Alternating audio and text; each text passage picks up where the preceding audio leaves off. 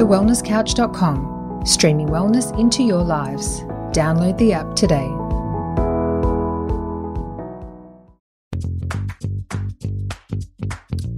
This is Up for a Chat with your hosts, Cindy O'Meara and Kim Morrison.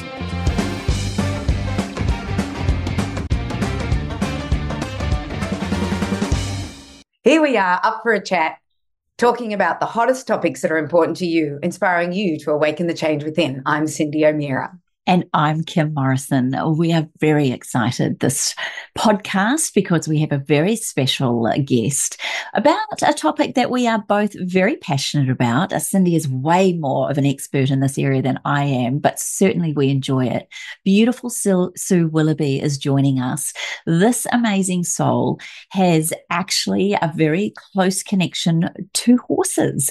And today we are going to be talking about the profound impact of nonverbal communication and self-awareness, about engaging with horses. And we, Sue, have seen so many beautiful stories, and we've watched how these incredible animals not only make people feel good, but they actually help people heal.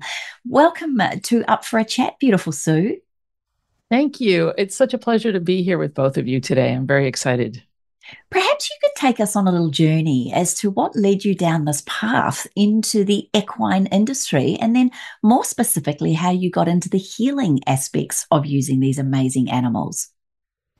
That is a great question, Kim. It's been a long and not very straight path for a number of reasons. But horses have always been in my blood, I guess, and just in my world. From the time I was a little kid, I never had a horse. We couldn't afford a horse, but I lusted after them in the biggest way possible. I would, muck out stalls just for the pleasure of riding. I took horseback riding lessons and would have my mom drive me to the barn in, 3 feet of snow in upstate New York, just so that I could hang out with them and smell them and ride them and just be around them. And I didn't realize at that time, because I was very young, the therapeutic qualities that they had. I just knew that being around them made me feel amazing. And there was nothing that I didn't love about them. I loved the smell of their poop and their fur and their, they would sneeze on me and I didn't really care. I just, everything about them. And I felt safe when I was at the barn, and I felt, like it was my place. And whether I fell off or I stayed on, it didn't matter to me. So that was kind of how I just was drawn to them. And I think most girls go through a horsey phase. And as I got older, I kind of went in and out of it, but they were always there on some level. I would go to camp every summer as a camp counselor for very little money, but I didn't care because I got to be with the horses, and I worked with individuals with special needs. And that was when I was sort of in my late teens, early 20s. And, you get paid $200 for the whole summer. To me, I didn't really care. It was just ridiculous amount of money, but just to be around the horses, it just felt incredible. And it was therapeutic riding. And at the time, like I said, I wasn't even that aware of what was happening between the horses and the humans. I just knew that I loved it and it felt really good. And then later on in my life, I volunteered at a actual therapeutic riding center in Washington State, and became part of their training team and helped them train new volunteers, and found out that I really wanted to do something with the horses on a deeper level, but I didn't want to be a riding instructor. I wanted to just be with the horses. So I got certified as an equine massage therapist, which was a very different connection with the horses. I was energetically holding space for them because I was working on them working on their bodies and helping them heal. And at the same time, they were reciprocating healing in other ways with me. So that was a very different experience. And I was much more emotionally and spiritually aware by this time in my life. And then one thing led to another, and I found my way to Equus Coaching and became a certified Equus coach, which is what I do now. And I'm also a certified master facilitator, which allows me to do group Equus coaching events. So that's the short version. You spoke about Equus coaching, and I'd like to get back to that. But before I get back to that, I just noticed with your language and what you said when you were with the horses and when you would go and you loved everything about them. Do you think that sense of belonging, and it felt that that was your place, and everything about the horses and the stables and everything that they did was something to do with your upbringing, maybe? Yes, absolutely. Yeah. I would say so because, growing up with an alcoholic parent and not really knowing what to expect on any given moment, any given day, coming home from school, having friends over and going, oh, there's a drunk person in the living room, and it just happens to be my parent. And, so, yeah. And when I was younger, it was my safe place, right? It was my happy place. It was the place where the horses felt good to me, and I felt safe there. And I loved it, and it was very nurturing for me. So yes, absolutely. Yeah, it's amazing how we tend to go towards things where we do feel safe. And I was like you, I loved horses. I wanted everything to do with horses. I wanted my own horse. I wanted everything. But my parents, I never got one until I grew up. Right. And then I bought horses for my kids. So yeah, and we did the beautiful, I think we did about 8 years of horses while the kids went through high school and all the gymkhanas, and I met people like you who were helping with disabled. I'd never heard of Equus Coaching. Could you explain that coaching? What is that, and what do you do? Yeah. So when I worked at camp, it was actually riding. So it was therapeutic riding. And there are a lot of physical and emotional benefits from equine therapy, whether it's riding or not. But typically the riding is for it can be anything. I mean, people that are on the spectrum for autism or have some other physical disabilities, the movement of the horse helps them with their bodies and their proprioception and all of that. Equus coaching, on the other hand, is not riding. It is interacting with the horse, and the horse acts as my feedback loop. So when someone is in the round pen or the arena with the horse, I'm observing the horse's behavior because they are prey animals. They don't judge, they don't lie, and they will mirror what they're getting from the person a lot of times, mostly, usually. And so it gives me the opportunity to observe the horse's behavior and the human's behavior and what they're telling me, and to see if there's, if it's incongruent or congruent. And the horse is a pretty good indicator of if the person is being incongruent or not. So it gives me an opportunity to do some really good coaching and get into the point of origin and find out what's really going on very quickly, because the mask that they're wearing when they go into the arena, the horse is like, get that thing off, because I'm not going to come near you unless you do. So, like I remember natural horsemanship, and I used to watch for the chewing and the sucking of the mouth and the way they put their body and things like that. Like I would watch for things like that.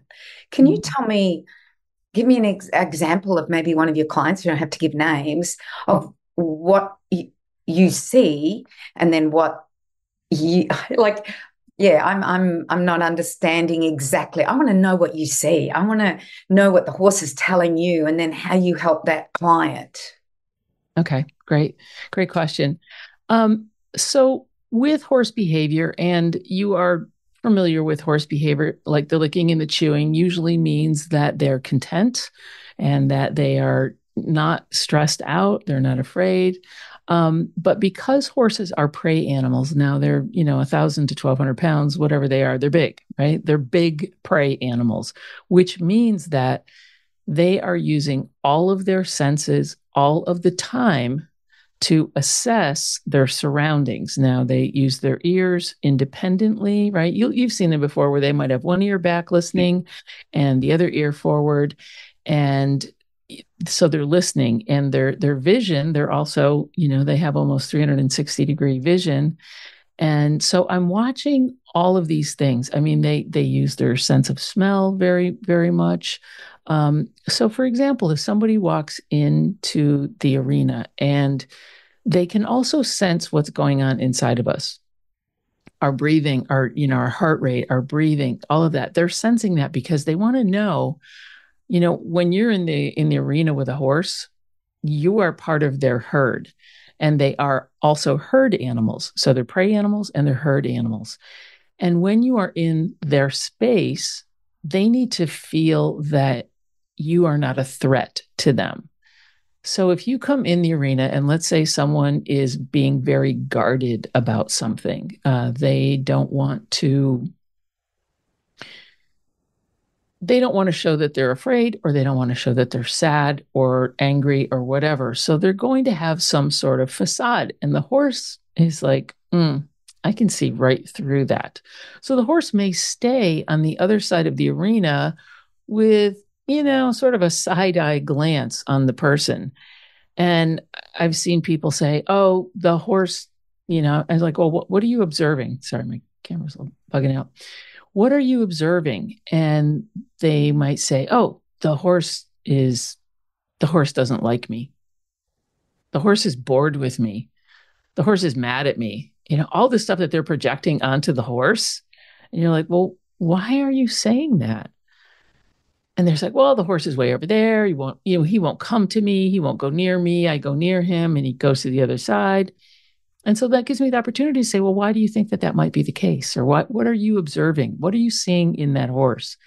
So a lot of times they'll see things in the horse, or they'll project onto the horse things that happen in their real day-to-day life. So once they drop the facade and they admit, like, I'm just really insecure, and I don't think that anybody likes me, and people stay away from me, and I don't know how to connect with people. The horse is like, yep, that's what I'm talking about. And they just kind of nail it. The horse is like, okay, well, now I'll come over because you're just being honest. Now that's great. They don't care if you're scared or upset or angry or whatever. Just be real. Just be honest, because they can tell when you're not. So that's one example. What age group are we talking about? Are you talking from children all the way to adults? Yeah, my clients are women over 40, typically. A couple men here and there. But I don't usually work with kids, but it doesn't matter really, because horses will sense whatever it is that the person needs. Like, you can take one horse and have 3 different clients work with that horse separately, and the horse will give each client whatever it is that they need at that time. It's really pretty incredible. Mm-hmm. So I've had the pleasure of doing equine therapy when I was down at a retreat, and oh my gosh, to walk with this horse, and I was trying really hard to connect with him, and then she said to me, she said, stop trying, just be. It's just like, okay. And as soon as I did that, he just almost nuzzled into me. It was so beautiful. You mentioned something earlier, beautiful Sue, about the smell of horses. And that is something that I absolutely adore. And it's interesting because just recently I was looking up why are certain animals, the smells matter to us. And being an aromatherapist, I'm always interested in this. But the research I found on this. I'm going to create an aromatherapy for horse. That smells like a horse. But the research I looked up was that, and I have to get the word right, there's a bacteria on their skin that is also found in the soil that makes us feel safe, and that when we smell it, it's this earthy, grounded, and it connects us back to nature. And horses have that same bacteria. And I'm just curious to understand from your perspective, have you noticed that people talk about the smell of horses, or is that quite a big part of it to help them calm? And do you get them to breathe in the horse? Because that's what I want to do when I get near one. Yeah. I did not know that about the actual, I don't know if maybe it's a pheromone thing or something. Yes, I don't know. it is definitely the pheromones. They let off a Yeah. pheromone, but they also have this bacteria in their skin that's similar to the bacteria in soil, apparently. I've got no science to prove it. It was just something I read when I was researching it. And I thought, isn't that interesting? Because most of us love the smell of horses. Yes. You know what it is? And it's, to me anyway, it's just a very sweet, wonderful smell. And like, I will bury my nose in their neck, and my horse is like, what are you doing? Sniffing my butt, I mean, it's just like, okay, what are you doing back there? I see you. And I've always, when I would come back from riding, my clothes would smell like horses and all of that. And also because they do use their sense of smell considerable amount. When you go up to a horse, you can exchange breath with them. So you get very close to their nostrils, and you can breathe into their nose, and they'll sniff you, and they'll like even when I'm brushing my horse, I'll hold out the brush for him to sniff, or when I go to put the saddle pad on, it gives them another level of security to know what that is. But other than that, I don't know what the smell is, but I like it. So maybe if you can bottle it, that would be great. But it's also interesting, you're just now talking about the breath. I'm from New Zealand, and the Māoris, when you meet, you actually touch noses when you meet a Māori person, and it's called a hongi. And the touching of the noses, people don't quite understand it, but it's not about touching of the nose. It's the sharing of breath, which creates a union and a connection with another. And it's a very ancient, beautiful ritual that they do. And now you're talking about that sharing the breath with horses. It's just such a beautiful reminder of just how simple and yet pleasurable rituals like this can be. Yeah, that's beautiful. I love that. Yeah, because people say, why are you always going up kissing the horses? And I said, I'm not kissing the horse. I'm just exchanging breath with them. And they're like, okay. This woman's lost weirdo. Okay, weirdo. Non-horse people don't get it. Yeah. Yeah. Do you know, I haven't told Cindy this, but the other day I went camel riding.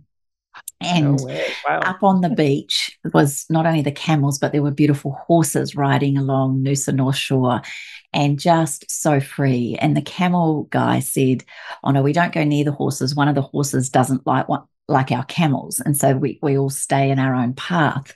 But this is an interesting thing he brought up.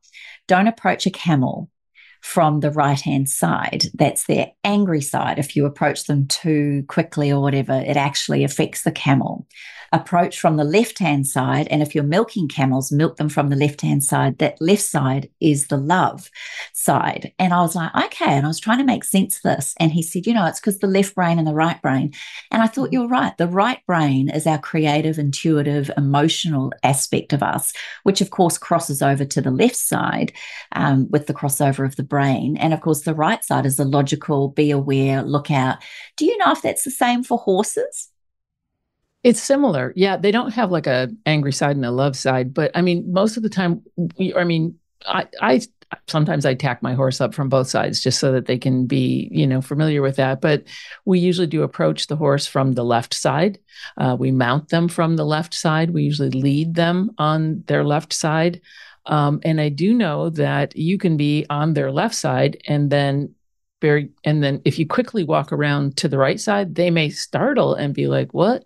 And same way if you're on the right and you walk around to the left, because now they're seeing you with their other eye, right? They were seeing you with this one. Now they're seeing you with this one. So yeah, I think, and it's probably because their eyes are on the side of their head. So they just process that information separately and differently, if that makes sense. So why do you think that when we're taught with horses to be on their left side and to put the saddle on the left side and to mount onto the left side? Like I've never done it on the right. Never. Yeah. Just I was always taught you must do it from the left.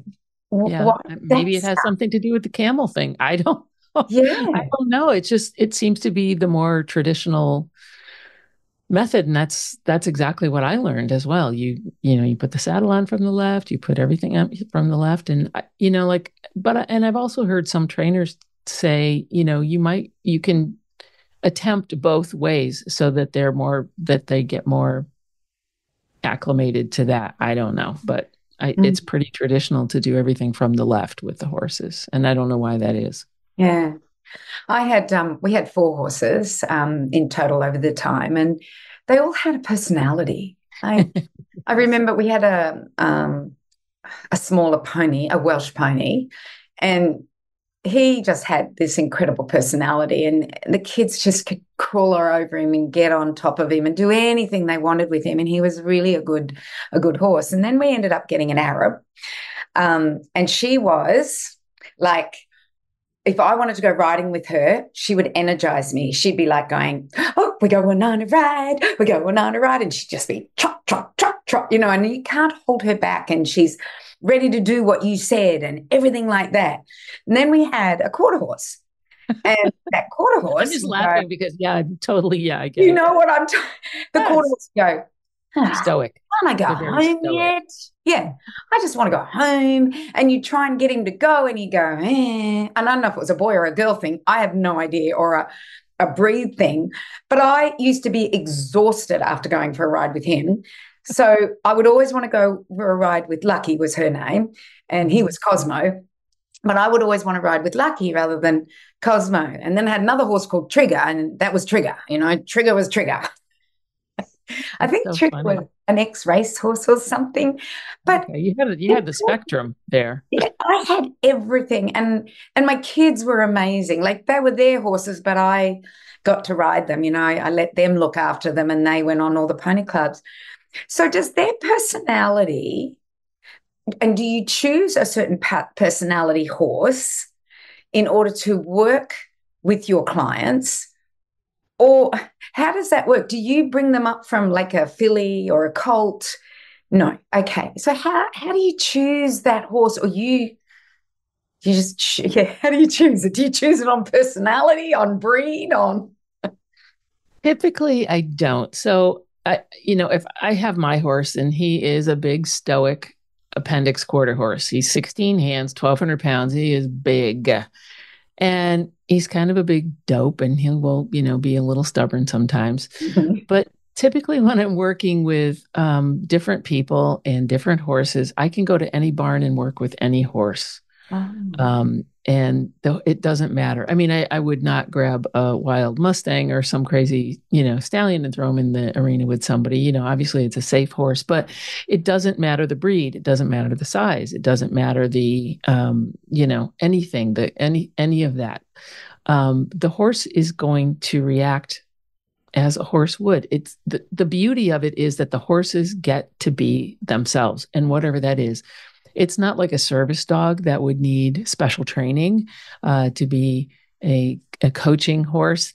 It's instinctual to them. They get it. They know they will just, and for me, they're just there for the feedback. They're just my coaching partners. They're giving me feedback on what they're feeling and what they're sensing from this person. Mm-hmm. That allows me to, dig a little bit deeper, push a little bit more, and get the person out of their comfort zone, let's say, in a good, healthy way. And we never do anything that's not safe. And sometimes people are they may have had a bad experience with a horse in the past, so they're afraid. So we may just start out by brushing, and sometimes just grooming the horse, and just that it's very methodical how you groom a horse. And it can be very calming, almost meditative to just, brush the horse, and it gets them out of their self and out of their head, and can break that pattern that they may be spinning off about by telling, internal stories or worry or anxiety or depression or whatever. Just being close to the horse. I mean, the horses give off a lot of energy in a really wonderful way. And And so if somebody is okay, just sometimes people will just go in the arena and they'll just stand there and the horse will come up and they'll start crying because they feel safe and protected. And one time I was at a retreat and I started to think it was me a little bit because everyone that I coached that day would come in the arena and just start crying. And I'm like, well, I guess they feel safe. I'm not. So, but I think it's you. I think it's you, Sue, because I'm feeling myself welling up as you talk and tell stories. Are you the same, Kim? It's you.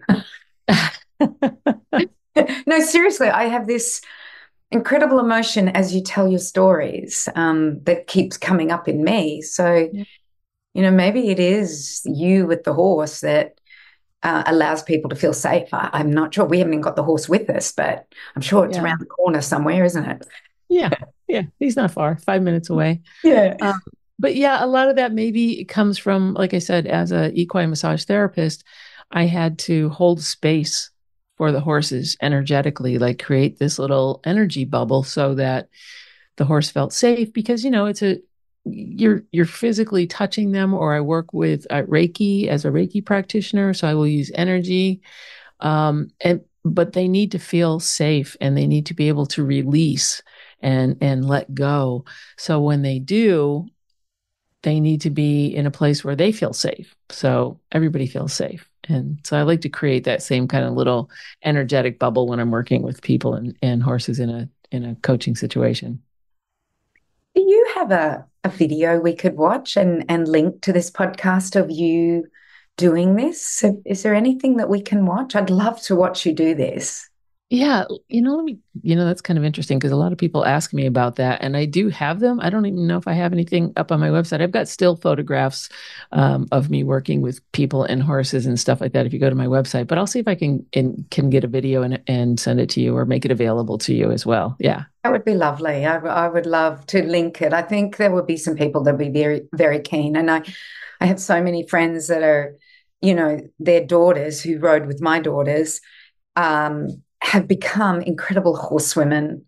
Mainly, it was mainly girls that were riding horses back then, and my kids are now in their 30s.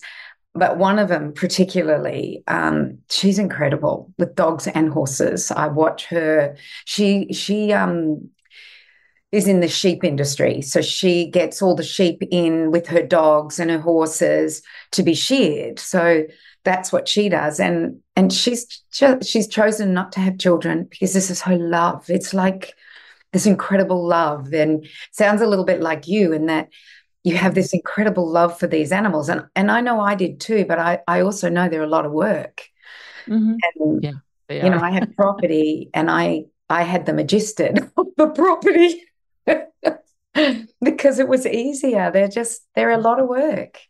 They are. It's funny, when I was I moved out of Seattle proper and I moved to a smaller town outside of Seattle so that I could be closer to the horses. And I had a lot of massage clients down this way and so forth. And I'm in real estate as well. So I was looking at all this horse property, gorgeous 5, 10, 20 acre, big barn, all this stuff. And I'm looking around, I'm like, God, it's going to be so beautiful when there's like 10 horses here. And then I'm like, reality check. You are by yourself, you idiot. You're going to have to hire a team of people to so I'm like, I'll just board him 5 minutes from my house and let somebody else do it. I was like, you're a nut. And that's not to say that, I still have a dream of having a ranch where I have rescue horses, and I use them for coaching, and people can come for retreats and, things like that, come for a weekend or a week or whatever. And so, yeah, I'm still going to do that. But I have cows now. Oh, they're interesting creatures. Yes. I do love cows. They're so odd. I was living with a friend at their farm because I was kind of in between housing when I was in my 20s. And she's like, hey, you can come live in the farm. I'm like, all right, that's cool. I love cows and all that nonsense. And one morning I'm sitting at the table having my coffee, and I'm like, why are the cows running by the kitchen window? That's not a good sign. So they got out, they trotted up the road, they went to somebody else's farm. My friend had to come home from work, and she tied one of them to the front bumper of her Fiat sports car and drove it. And the rest of the dumb cows just followed right along. They're like, oh, we're going back home, I guess. Okay. So where the grass is greener. Yeah. Where the grass is greener. And they are definitely, the grass is greener over that fence over there. I have a bull, and I have 10 girls, and it's just hilarious watching this bull. And I've had this bull since it was born. So it was born on the property. We decided to make it our bull because it was so calm and so quiet. But I've sat in a paddock with it, and it comes up to me and wants me to scratch it, and it's got these horns. Yeah. And I scratch it, but I have a fear I do have a fear of cows, but I never had a fear of the horses. It's quite, I don't get as close to the cows unless they're babies. Babies are cute. They're not cuddly though. Cows are not cuddly like horses are cuddly. I don't know. There's just they can be. They can be. They're sweet, and I love to watch them. Sometimes you go to some rescue places where they have cows, and the cows are just like hanging out, and they're pretty chill for the most part. They've got beautiful eyes too. Yes. I want to go back to, if it's all right, the thing about we kind of went off track. About the riding with disabled and everything. Is there a reason why horses are such a beautiful animal to work with? You mentioned about how they move and that there's this movement that they offer, but it must be more than that. I have a 6'2" special needs nephew who's now 31, but he has ridden horses since he was little, and the joy that he gets being around horses, I'm sure he thinks he's an Olympian, and he gets to ride the big horses because he's such a big boy. But it's just a real pleasurable experience for him, and the joy, I just cannot explain it. Well, I think, it goes back to, it's the energy that horses put out, and they understand.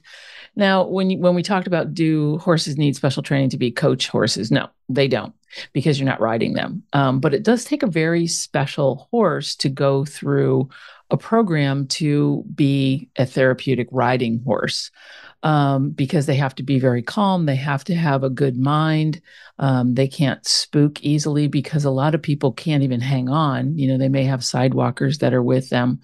But I think in your case, in your nephew's case, Kim, is, it's the movement of the horse. It's the energy of the horse. The horse knows that he is special. And I don't mean that in a derogatory sense, but that he is pure, and his heart is true, and that there's no threat there, and that the horse's joy is his joy. Does that make sense? Where they're meeting their energy, and there's a meeting of the hearts, right? And that is why that's my personal take on things now, why he experiences and exudes so much joy when he's on the horse, is because the horse is connected. They are connected in their hearts. And that's where that joy is coming from. I'm getting all mushy again. Sorry. You're really good at that. Yeah. The turmoil in your own life, like when I read your bio, it felt like we started with, the beginning of your life when you were with one parent. I think you were a single child with one. I was an only child, and my parents did stay together until I was probably about 11 for the good of the child. Not so much, right? They think they're doing the right thing, but So, and then I chose to go live with my mother, even though I knew that she was an alcoholic. So it was my choice, but it was not that close with my father. So it made sense for me to go with her, even though it was probably the harder road. It was just a different road. So, and with all the challenges, with all the challenges that I read in your bio that you've had in your life, were horses the place where you found answers, or did you find them elsewhere? How did you navigate? Like, it feels like the horse has been a part of your healing, a part of your journey, a part of your safe space. But they were more than just being, a kid with an alcoholic parent, which is hard enough. But other challenges that may have happened in your life. But, were the horses always there for you, or how did you navigate this? Through a lot of trial and error, to be honest with you. Horses were part of my life. And like you said, they did provide comfort and safety and just a sense of belonging a lot of times. But, growing up with an alcoholic parent and then, coming out when I was 17, there was some relief in that, knowing like, oh, okay. But still, that was in the 70s. So Oh, yeah. it wasn't, it wasn't like it is now, right? Well, it's like a pregnancy in the 70s. Right, yeah. A teenage pregnancy in the 70s is exactly like coming out, I reckon. Yeah. And so I'm just going to throw a little monkey wrench into the works here. My mother was also a lesbian. She was pretty much closeted most of her life. Now, she was obviously from a very different generation. She was born in 1932. She didn't ever really admit it, although I think people knew. She admitted it to me, obviously, and I'm like, duh. So it was kind of a mutual coming out party. And so in some ways, right, that people would think, well, that must have made it easier for you. And it did in some regard. But here's the thing, she would like come to the bars where I worked, which was really not cool. Or the places where I would hang out.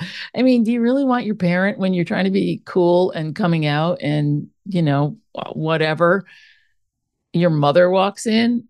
It's just weird. So there were positives and negatives about that whole scenario. But having said that, I did. And I think what you're alluding to as well is, I did go to a very dark place. Now, the alcoholism is contagious. I was around alcohol a lot when I was younger. And it was, I won't say that it was encouraged, but it was not discouraged. And when I was 12, 13 years old, I had friends that were 18. So I would go to bars with them and I would, hang out. So I started drinking at a very young age is what I'm trying to say. And then, fast forward till I'm in my late teens, early 20s. And I was in a really dark, bad place. I had my first relationship with a woman, and it ended badly. It didn't end badly. It just ended. And I was devastated and tried to commit suicide as a result of that, which I know now is a stupid thing to do. And fortunately, and also my sense of humor has kept me afloat for a good long while. But to say that was a turning point for me, I can't say that. I just kept kind of plowing ahead. I was a little bit of a bull in a china closet and would just keep going forward. And I was fiercely independent and also by being fiercely independent was also very protective and didn't want to get hurt and didn't know what to expect. So my comfort zone was discomfort. And that was how I operated. So not much fazed me. And I did a lot of risky things. I had conversations with some friends of mine from back in those days and we're like, God, how are we still alive? Right. Just, I don't get it, but we're here and we're thriving. So that's good. Do you know what scares me a little bit of what you just said? You said, I tried to commit suicide, and we know that was a stupid thing to try and do. I wonder how many people are in such a state that happens, and they've lost their life and not realized what you realized, that was a stupid thing to do. I think this all the time. I think about these young kids or adults that do this. And if they were in their right mind, maybe, I don't know what happens in that that time that you're thinking everything's like, nothing's going well. I can't live like this, and yeah, I just, that scared me, you saying that. I always think they know what they're doing. They're moving out. They're going. They're leaving. Well, and I think I really wanted to go out and to, because this relationship, at the time, it felt like it was the end of my life, right? That this person that I had fallen deeply in love with at 17, and it lasted 2 years, was a long time. That was like a lifetime when you're that age and you're that emotionally immature. Because I was very emotionally immature up until like what about last year, I think. No, just It's a humor. But I was very emotionally immature because I didn't have a lot of adult supervision. I'm not saying my mom was absent. She was there, but she was dealing with her own shit or not dealing with her own shit. Sorry if you can bleep that out, right? So, and I don't blame her. I will say for everything that I went through and all of the struggles that she was going through and our relationship, she always told me that she loved me. She always told me that she was proud of me and that it didn't matter what I was doing, that I was smart and I was capable. And I think, through all of that stuff sort of stuck with me. I mean, it didn't sort of stick with me. It really stuck with me.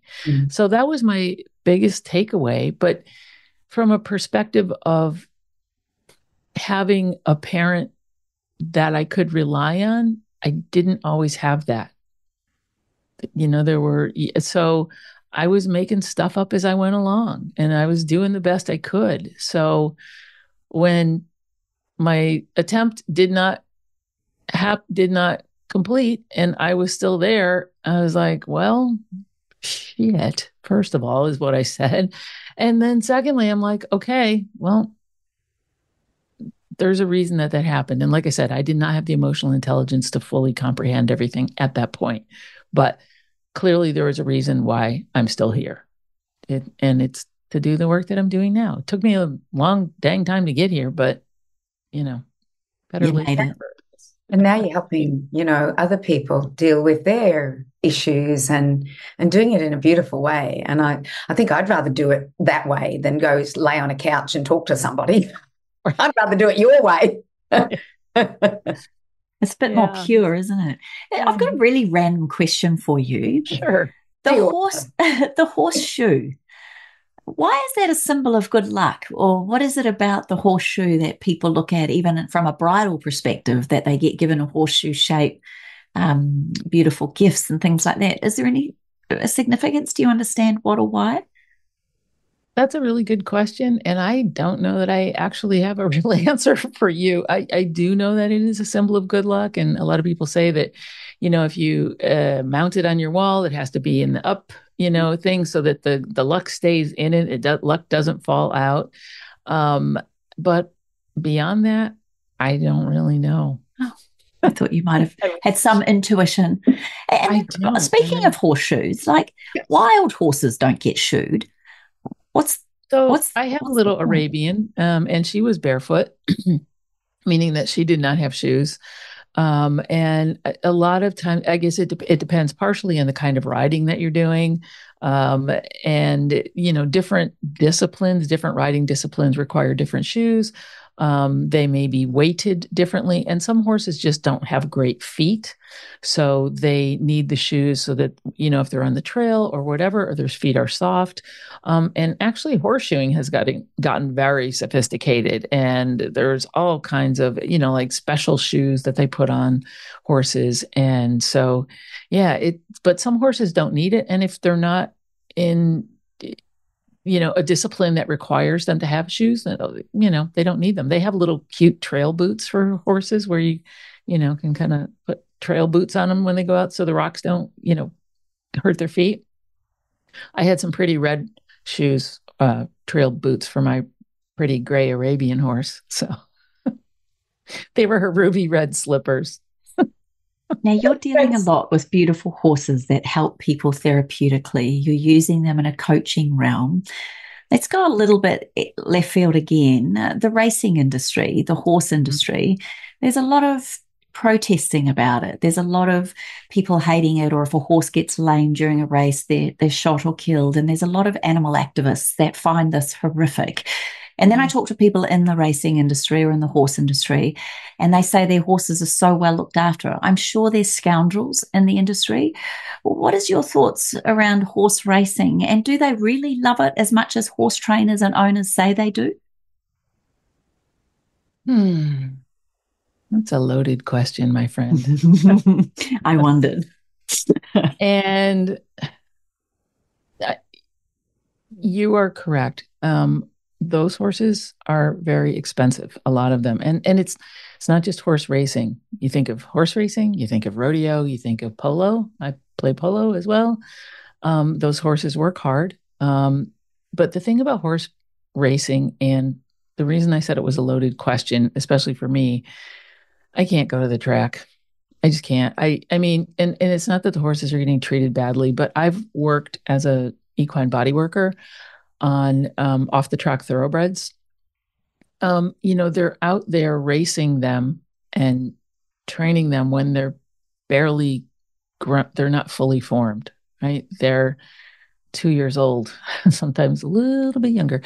And they're, think about putting your toddler on getting them to run a marathon, right? You can take a 2-year-old out there, like, come on, let's go. I've seen a lot of damage done to horses, and they're disposable. Don't anybody come after me for that. No, just kidding. I mean, in some ways, they can be a commodity, and if they're not producing and if they're not making money, then they are put up for adoption or otherwise discarded. And that's not all horses, but they're in some ways they're professional athletes, and when their time is up, their time is up, right? And they may be broken because of their time at the track. So I was going to actually say that with you. My husband was a professional athlete, and the day he was no longer required, we didn't even get told that he'd been dropped. He was discarded, chucked onto the junk heap of life, and never thought of yet when he was playing and at the height of his career. Unbelievable. They loved him, and you couldn't get enough of him. And I felt like that was the same in the horse industry. And you said they're a disposable commodity. That's probably the sad side of it.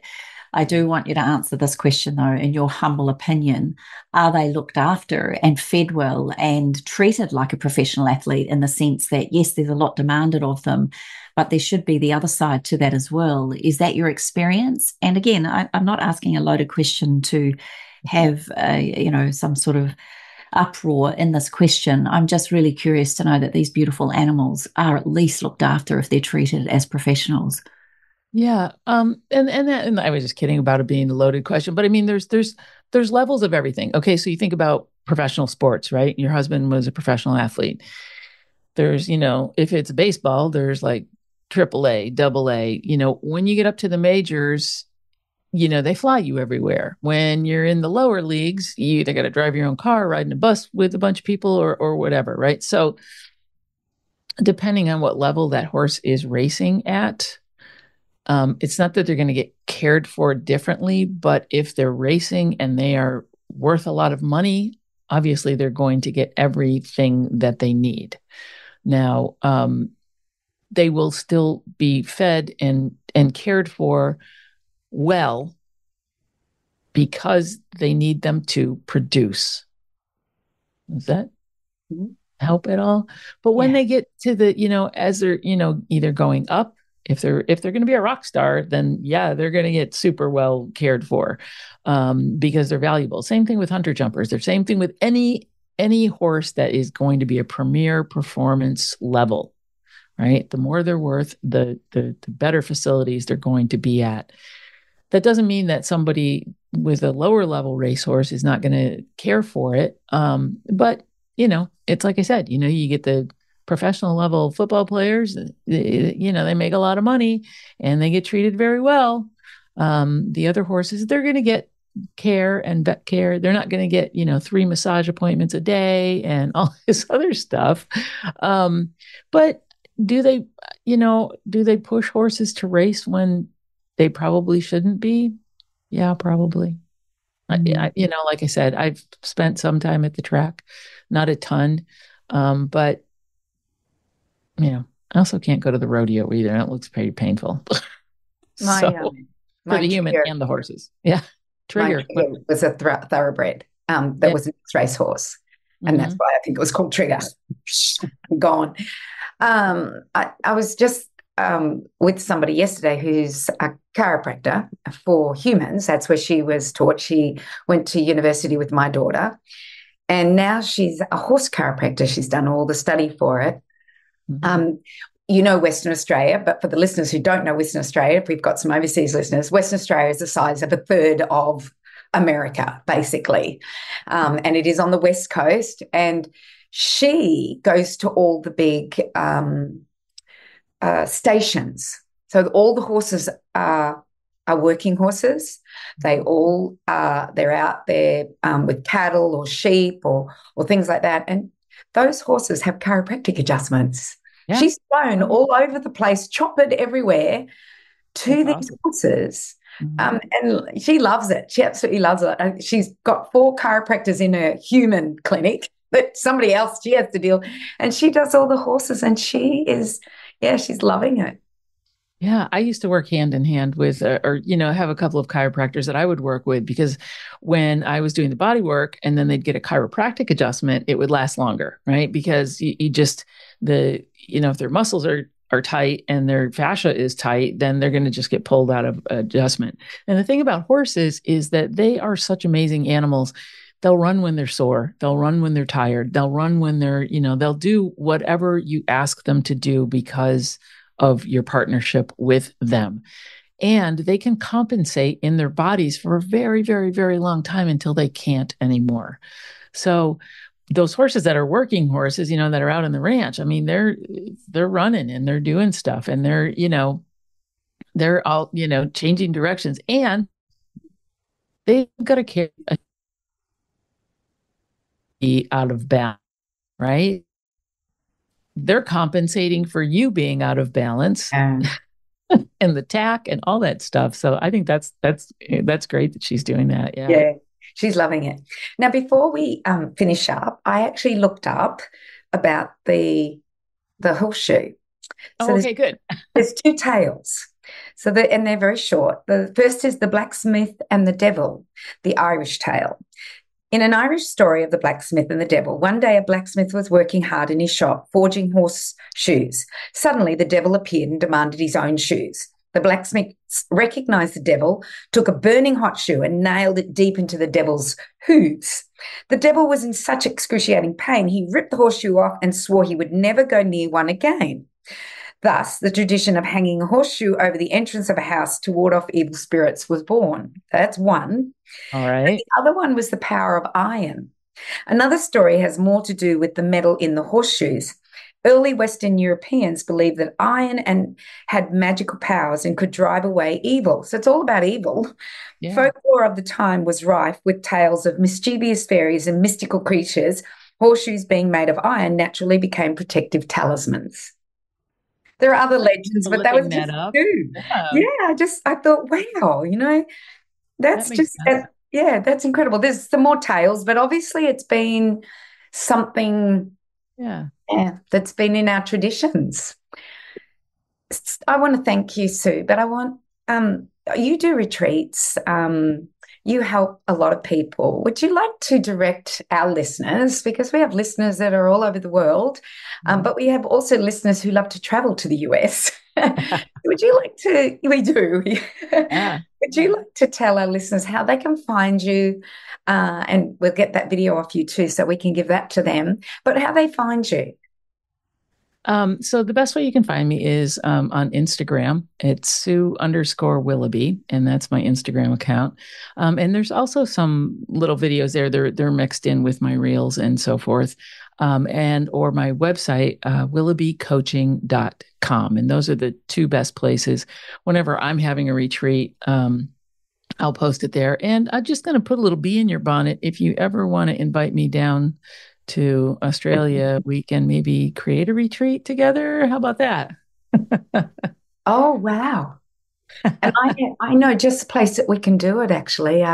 Hey, there I you have a go. lady, she works with disabled and kids. Mhm. And they have a beautiful 500-acre property, only an That'll hour do. from here. That'll do, won't it? That'll do. I may never go back home, but there you go. You may not. This property, I was on it over the weekend. I go camping there because there's no range of Telstra. There's nothing. You can't be on any social media. You can't be on your anything. You can just Love be. that. Just Yes. be. And you can go horse riding, but she's got facilities. So we just might, I might hook you two up, maybe. Yeah, that would be a blast. I would do that in a heartbeat. Yeah. Now, just before you go, Yes, sorry. we have a beautiful friend, Dr. Greg Clark, who has a fascination with horses in New Zealand. And one of the products that come out of New Zealand is blackcurrant powder that horses apparently love. Now, this particular blackcurrant from New Zealand had the seed, the omega freeze-dried with it. And the Hong Kong Racing Association absolutely loved it and would feed it to their horses. Now, he had 5 horses himself on his own little lifestyle block. One of his beautiful mares just would not foal.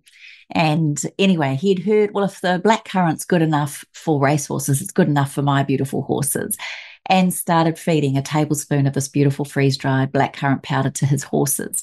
The next cycle, which I'm not sure how horses do that, but his mare was in foal, and he was just like, the only difference is this blackcurrant powder. Now, it's loaded with anthocyanins. It's a vasodilator. It has incredible antioxidant properties.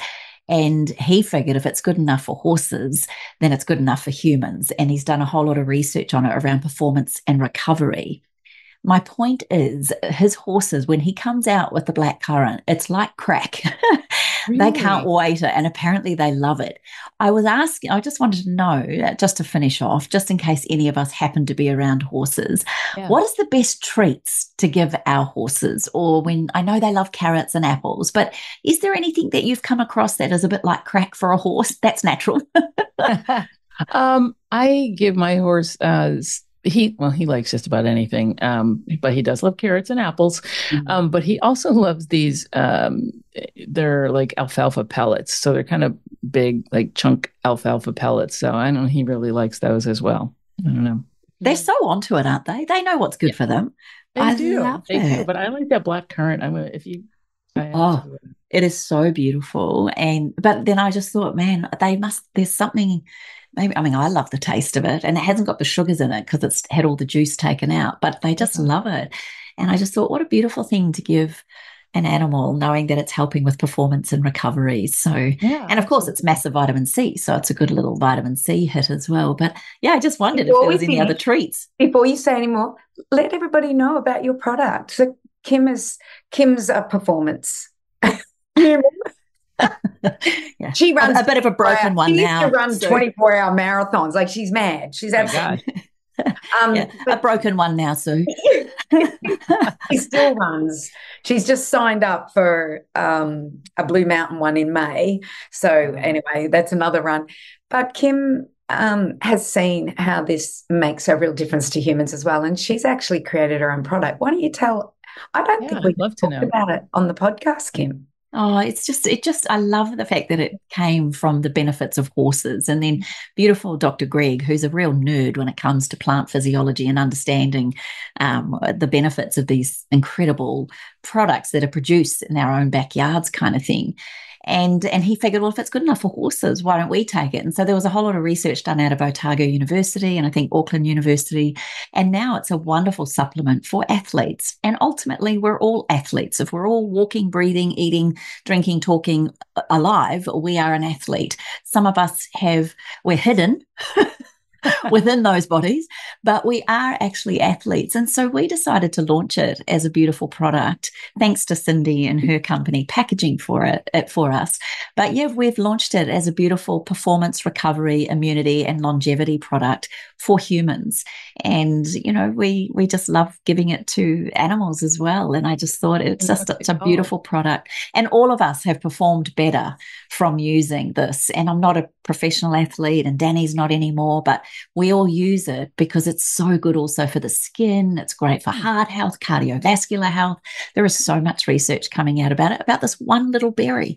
And the way I make jellies. I make jellies. For the kids. I was just going to say, we make lovely, yummy jellies with it, or you can use it as a food colouring, a natural food colouring. I love adding it to chutneys. I love making it in my yogurt. So I just thought, from a horse perspective, knowing that it's come from that, I didn't even know I told you that story, but I just was really curious to know that there are beautiful products out there that, when we do care for our animals and fellow humans, that from Cindy's perspective, always having such a food as nutrition and medicine. And that's where I really wanted to make the point that we can really honor these amazing beasts, and not just with blackcurrant, but I'm talking about, they are the most phenomenal animal. There is just, I've fallen off a few, I've hurt myself off a few, and I'm a little bit scared of them, but I absolutely love them.